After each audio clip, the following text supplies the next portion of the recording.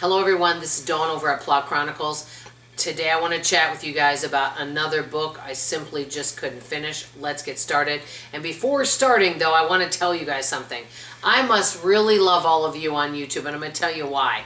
Okay, I have gotten a lot of what I call concerns, and I totally understand why, of my air conditioner, because if I let my air conditioner go off while I'm on camera, it makes like a whistle sound. Like it sounds either like a train's going off or a tea kettle, and I get tons of comments like, what's that noise in the background? I don't know, it's kind of distracting, I'm not sure. Oh, I think it's Dawn's air conditioner. Well, I'm not really sure, but I can't really hear the video. Well, I really wish you could turn off this, you get the idea.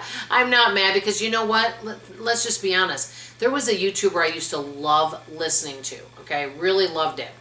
And she would have her kids, even though she's wonderful, she was a homeschooler, her kids would constantly interrupt her doing her videos. And it was really distracting. Even though I loved her and I still listened, I never made a comment.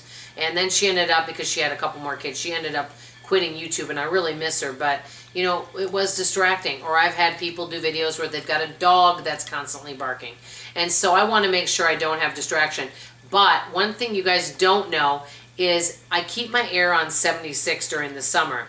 Well, when I do these videos, I turn the air up. I don't turn it off so that it won't kick on while I'm doing the video. So as I'm videotaping, because there's bright lights behind my husband, it's getting hotter and hotter in here. Anyway, I thought you guys would get a kick out of that. I hope you don't mind me sharing.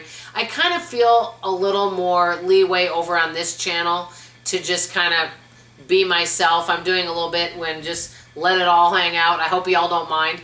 But anyway, I wanted to chat with you guys about this book, and I know I kind of made decisions about this. One thing to know about me is that, yes, I love reading, and I'm really working on branching out of different genres.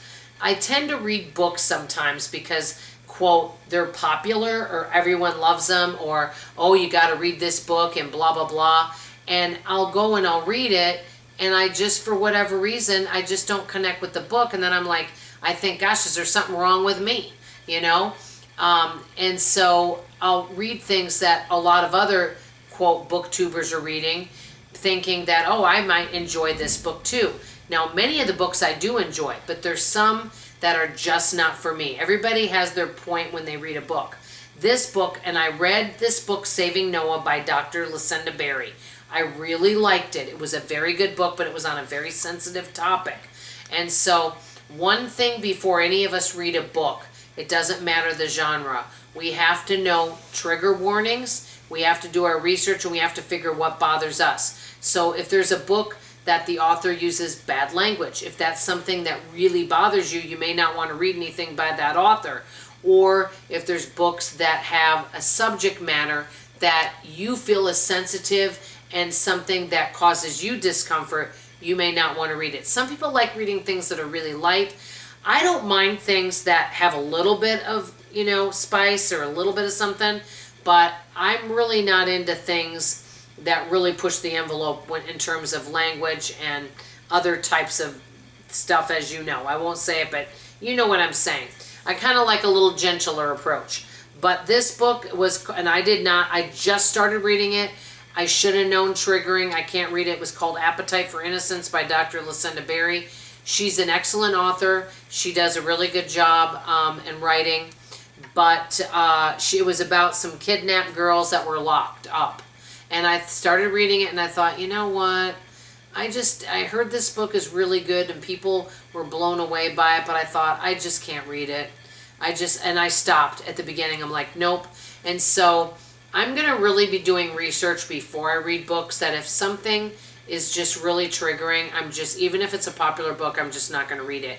I actually have several friends of mine that just read cozy mysteries and light books. I have another friend of mine that has a lot going on in her life and a lot of stress, and she told me right out, I love reading biographies, but I like to read things that are just kind of light. I don't like things that just are really intense and triggering. And so I'd like to know what you guys think of that. Are there books that you just won't read for whatever reason? It could be, it could be language. It could be too much romance, if you know what I mean. It could be too much, violence, things like that. Are there things like that that you veer away from? I don't mind a little bit it touching on it. Like, and I will just say this, I haven't read any of his books in a while because I've read all of them that were available to me. I really liked, and I know I've mentioned him, Daniel Hurst. He's an author from the UK. I felt like he did everything in such good taste. You know, my father used to say that you could watch movies back in the day where you knew what was happening, but they didn't have to show you and tell you. You just knew because it was so well done. Your imagination let you know without it having to go into such a deep description. You know, I'd love to know what you guys think of this topic. So I just wanted to share that with you. I'm just kind of letting you know I'm going to do more research before selecting books. Even if it's a popular book, if it's something that's really triggering, I'm probably going to bow out and not read it. But I'm going to continue looking for expanding my horizons and reading more genres. Let me know what you guys think. I always love your feedback. Love you, appreciate you, and I hope to see you on tomorrow's video. Bye, everybody.